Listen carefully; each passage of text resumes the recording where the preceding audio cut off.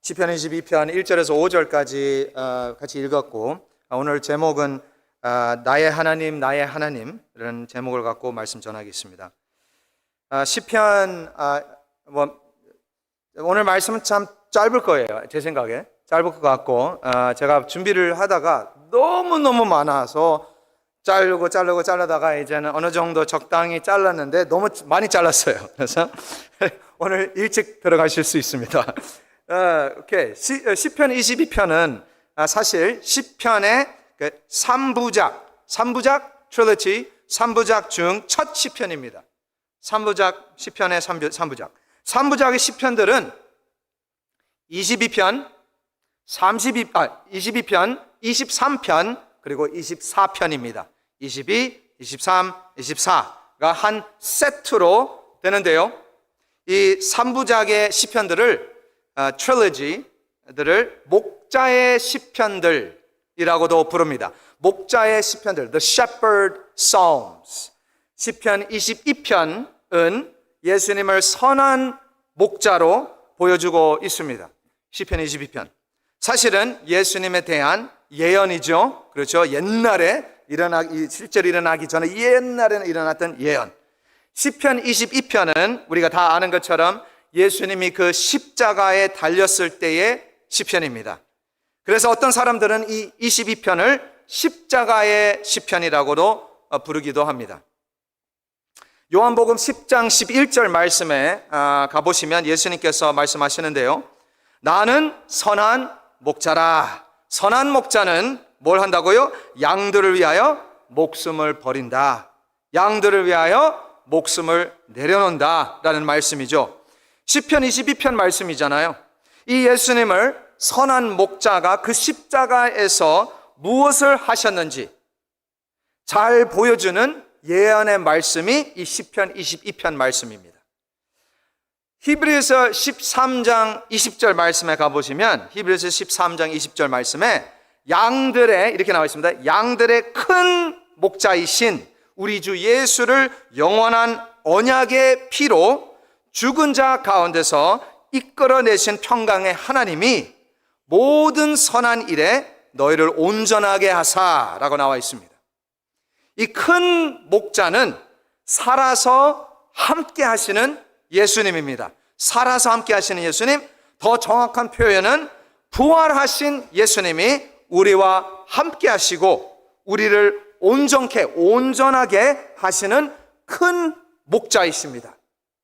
그리고 시편 23편 3부작 중 두 번째 시편인데요. 시편 23편이 우리의 큰 목자 예수님을 잘 보여주고 있습니다.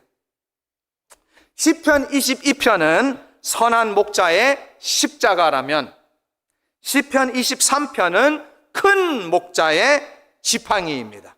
지팡이. 그리고 마지막 시편 24편을 보시면 최고의 목자 또는 목자장을 말씀하고 있습니다.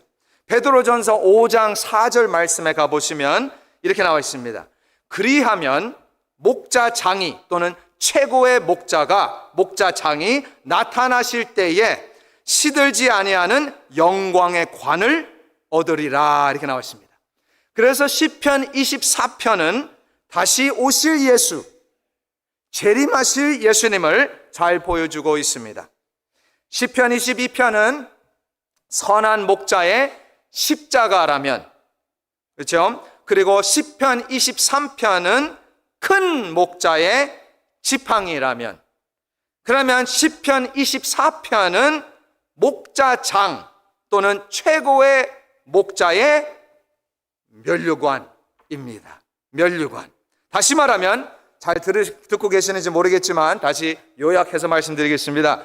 시편 22, 23, 24편들을 하나로 묶어서 보시면 십자가, 우리를 위해 죽으신 예수님, 지팡이, 우리를 위해 부활하시고 인도하시는 예수님, 그리고 면류관, 우리를 위해 다시 오실 예수님인 줄 믿습니다. 아멘. 그렇죠? 신기하잖아요. 저는 너무 신기해요. 말씀에 은혜가 있어요. 그렇잖아요. 저에 대해서 하는 아니래도 너무 은혜가 돼요. 십자가, 지팡이, 면류관. 십자가, 지팡이, 면류관. 머릿속에 그려지잖아요. 그렇죠? 그 딱 three symbol들이 십자가, 지팡이, 면류관. 네. 그리고 가면 갈수록 보시면 더 커지잖아요. 그렇죠? 영어로 말하면 good shepherd, good, great, chief.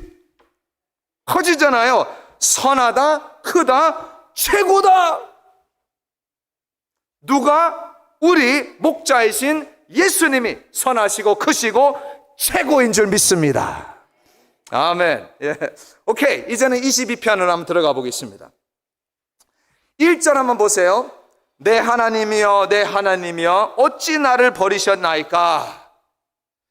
다 들어본 말씀이죠? I hope so. 처음 들어봤다면 문제입니다. 새가족 반으로 들어가셔야 됩니다. 예, 다 아시는 말씀일 겁니다. 엘리 엘리 라마 사박다니 이잖아요. 나의 하나님, 나의 하나님, 왜 나를 버리셨나이까? 예수님이 하신 말씀이죠. 어디서요? 예, 맞습니다. 십자가에서 하신 말씀이잖아요. 그런데 참 놀라운 것은요, 예수님이 아버지에게 기도를 하실 때, 또 하셨을 때, 한 번도 아버지를 하나님이라고 부른 적이 없습니다. 한 번도 없어요. 십자가에서 빼고는. 왜 그러셨을까요? 하나님이라는 단어가 사실은 이름이 아닙니다. 하나님이라는 단어가 이름이 아니죠. 하나님의 이름이 하나님이 아닙니다. 타이틀입니다. 타이틀이에요. 우리가 왜 하나님을 하나님이라고 부르죠? 왜? 하나님은 유일한 하나님이라서 하나님이라고 부르잖아요. 맞나요? 제가 한국말을 만들어내는 것 같은데. 제가 어렸을 때 한국 애국가를 부를 때마다 어렸을 때 우리 한국은 와, 항상 하나님을 믿었구나 라고 생각했습니다. 왜 그럴까? 하나님이 보호하사 우리나라 만세. 그렇잖아요? 아멘 하지 마세요. 그런데 나중에 한국어를 이제 조금 더 배우고 나니까 하나님이 아니라 보니까 정확한 것은 하느님이네요. 그렇죠? 하느님이었어요. 그러면 하느님은 누구일까? 가톨릭들은 하느님이라고 말하잖아요. 하느님.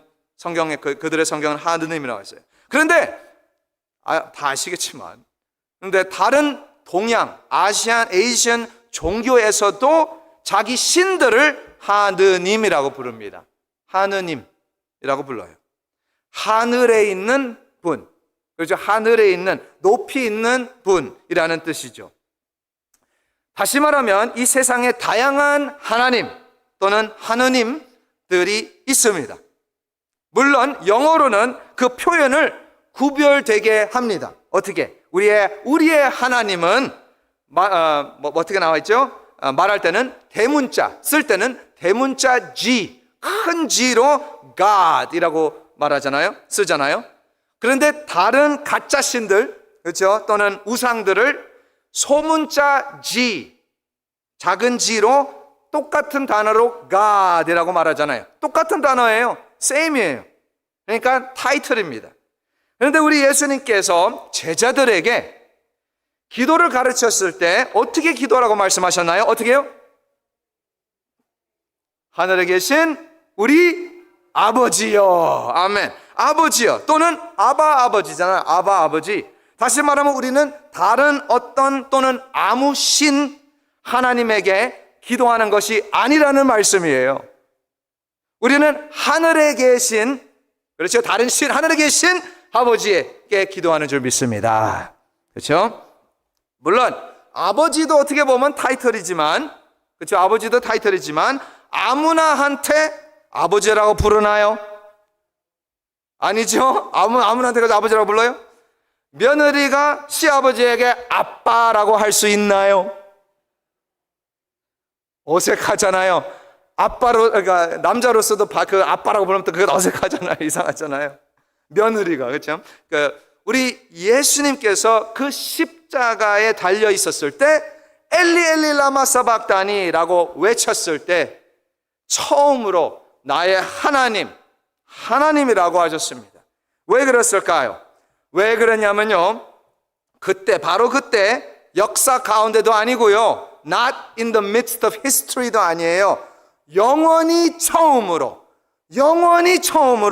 아버지가 아들로부터 등을 돌리셨습니다. 영원히 처음으로. 왜요? 왜냐하면 우리 예수님이 바로 그때에 우리의 모든 죄를 다 입으셨잖아요. 죄를 알지도 못하신 예수님을 우리를 대신하여 죄로 삼으셨습니다. 아멘. 예, 그래서 1절 그 다음 말을 한번 보세요. 그 다음 말, 어찌 나를 멀리하여 돕지 아니하시오며 내 신음소리를 듣지 아니하시나이까. 너무너무 슬픕니다. 저는 시편 22편을 읽다가 갑자기 울었어요. 아침에 23편으로 넘어가면서요. 왜 그럴까요? 이런 말씀, 내 신음소리를 듣지 아니하시니까. 그러니까 예수님이 그 십자가에서 나를 위해서 달려있을 때 그 사건의 비하인드 씬이 보이는 거잖아요. 우리가 지금 얼마나 그 고통 가운데 있으셨어요. 너무너무 슬픕니다. 그런데요, 더 놀라운 것이 있어요. 이 시편 22편에 소개하는 말, 소개의 말을 읽어보셨나요? 성경에 거의 다 있을 겁니다. 물론 하나님의 말씀은 아니지만 잘 보시면 제 성경에는 이렇게 쓰여 있습니다. 그 서론이, 그 인트로덕션이, 다윗의 시 인도자를 따라 아옐렛 샤할라고 나있나요? 성경 한번 보세요. 아옐렛 샤할이라고 나있죠? 예, 아옐렛 샤할의 맞춘 노래라고 나와 있습니다. 저는 이것이 그냥 신기해서 한번 알아봤어요. 그냥 신기해서, 궁금해서. 그런데 놀랐습니다. 아옐렛 샤할이 뭔지 아시나요? 이 아옐렛 샤할의 뜻은 새벽을 깨운다라는 뜻이에요. 새벽을 깨운다. 어떤 학자들은 이 아옐렛 샤할이 아마 어떤 음악기라고 말을 합니다. 예를 들면 뭐 기타, 바이올린, 아옐렛 샤할 그런 한 악기라고 얘기를 합니다. 이 새벽을 깨운다라는 뜻은 또 다른 말로 한다면 어두움 가운데 빛이 이제 비칠 것이다라는 뜻이잖아요. 그렇죠? 새벽을 깨운다는 말은 또 다시 말하면 새 하루이잖아요. New day, 새 날이라는 뜻입니다. 그게 서론이에요. 우리가 예수님이 그 십자가에 달리셨을 때 생각을 해보시면, 한번 생각해 보세요. 딱 12시에 됐을 때 어떤 일이 일어났어요? 갑자기 해가 깜깜해졌잖아요. 어두워졌잖아요. 우리가 최근에 이클립스를 우리가 다 같이 경험한 것처럼, 그러나 그때는 이클립스가 아니라 완전히 깜깜해졌어요. 시시했죠? 보셨을 때. 나가서 안 보셨나요? 그렇게 깜깜하지 않았잖아요. 근데 그때는 완전 밤보다 더 까만 밤. 그때가 12시에서 3시까지 완전 밤같이 되어버렸습니다. 바로 그때 성부 하나님이 성자 아들로부터 등을 돌리셔서 깜깜해진 겁니다. 어두워진 거지요. 바로 그때 예수님이 뭐라고 했겠어요? 엘리 엘리 라마 사박다니 라고 외쳤을 겁니다. 바로 그때에 나의 하나님 왜 나를 버리셨나이까. 바로 이때에 그 말을 들은 사람들은, 성경을 아는 사람들은 바로 시편 22편을 생각했을 겁니다. 바로 생각이 나죠. 어떻게 안 날 수가 있어요.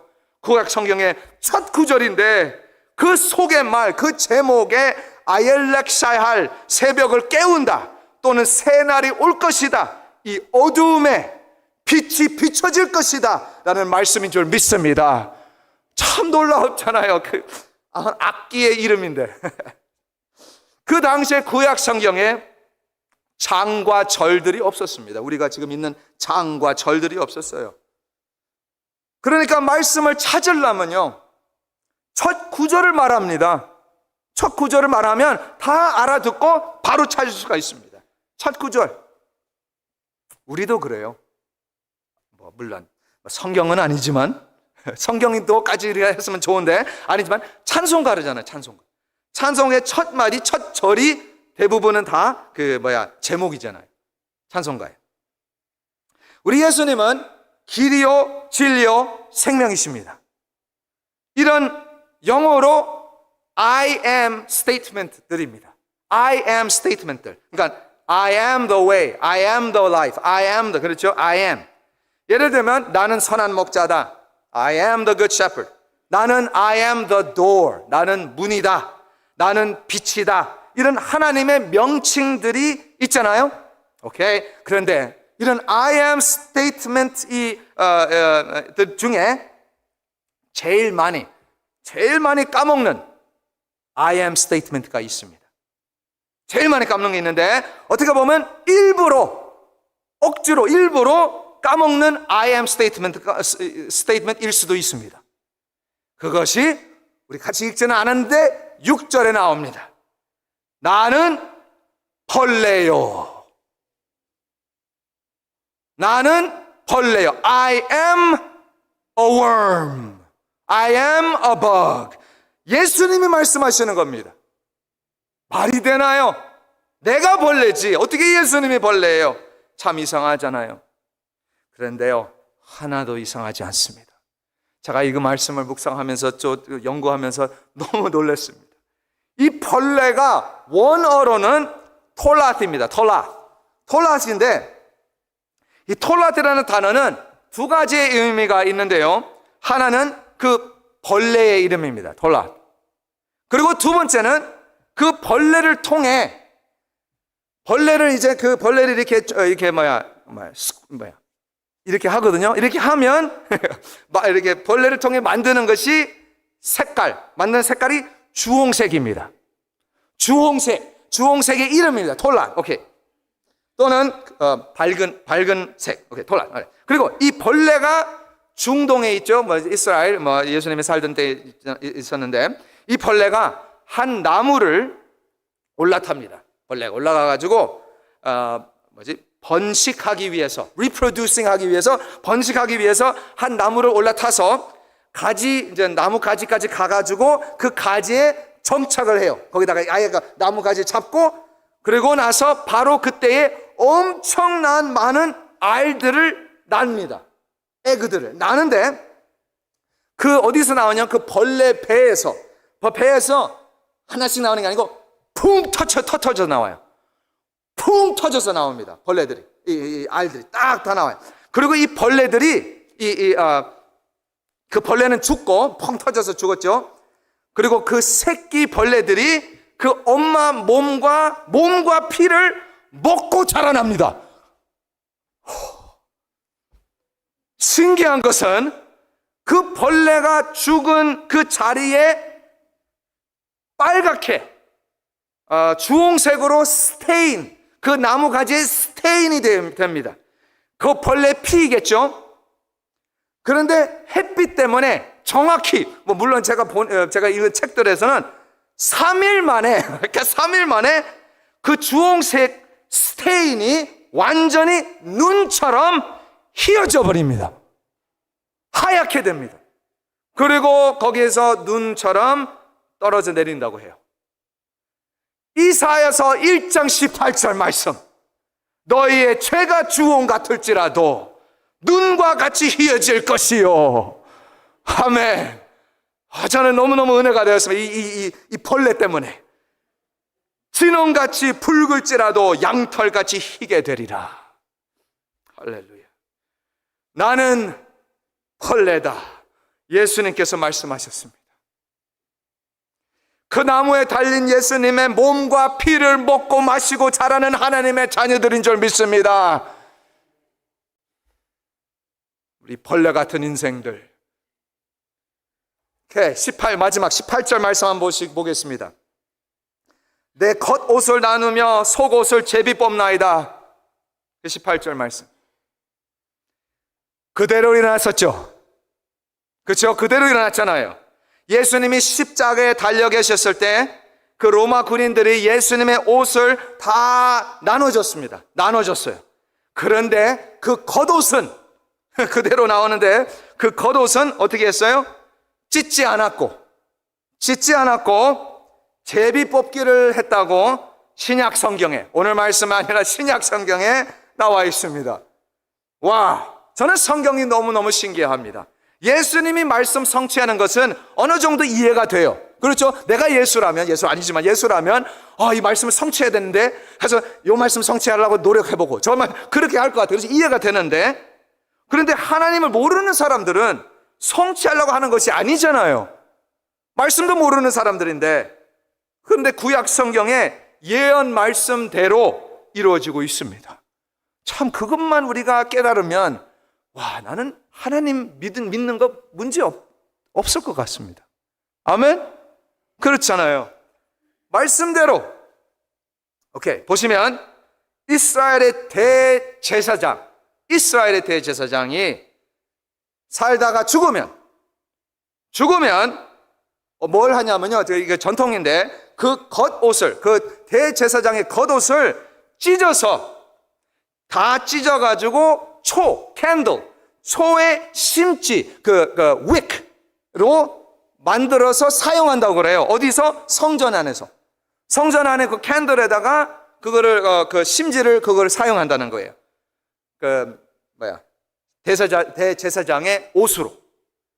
그런데요, 제가 이 말 한 것 잘 들으셨으면 벌써 이해했을 건데 아무도 이해 못한 것 같아요. 잘 보시면 우리 예수님은 죽었나요? 네, 죽었습니다. 그러나 3일 만에 다시 살아나셨잖아요. 아멘? 다시 살아났죠? 그러니까 말씀에는 그 겉옷을 찢었어요? 안 찢었어요? 안 찢었어요. 은혜로다. 안 찢었습니다. 왜요? 우리 예수님은 살아계십니다. 아멘. 우리의 큰 대제사장이 살아계십니다. 그런데요, 진짜로 놀랍게도 다른 것이 찢어졌잖아요. 할렐루야. 그 성전에 있는 그 커튼이, 그 지성소를 막는 커튼이 예수님 그 십자가에 죽었을 때 그의 겉옷을 찢지는 않았지만 성전의 커튼이 위에서 아래로 완전 그냥 쫙 찢어버렸습니다. 아멘. 다시 말하면 이제는 누구나 예수님을 믿으면 그 은혜의 보좌로 다음 대에 나아갈 수 있는 줄 믿습니다. 와우. 이 시편 22편에 엄청 많이 담겨져 있어요. 제가 지금 진짜 1% 정도 알려드린 것 같습니다. 오늘 수요 예배를 위한 우리 예수님이 새 날, 새 하루를 주셨습니다. 어떻게 주셨어요? 우리를 위해 벌레가 되셨습니다. 십자가에 죽으셨습니다. 그러나 다시 살아나셔서 이제는 예루살렘의 성전이 아니라 다 찢었잖아요. 이제는 우리가 성전이 되어서 우리 예수님이 우리 안에 살아계시고 항상 함께 있는 줄 믿습니다. 말씀이 약속합니다. 그리고 마치겠습니다. 돈을 사랑하지 말고 있는 바를 족한 줄로 알라. 그가 친히 말씀하시기를 내가 결코 너희를 버리지 아니하고 너희를 떠나지 아니하리라 하셨습니다. 아멘.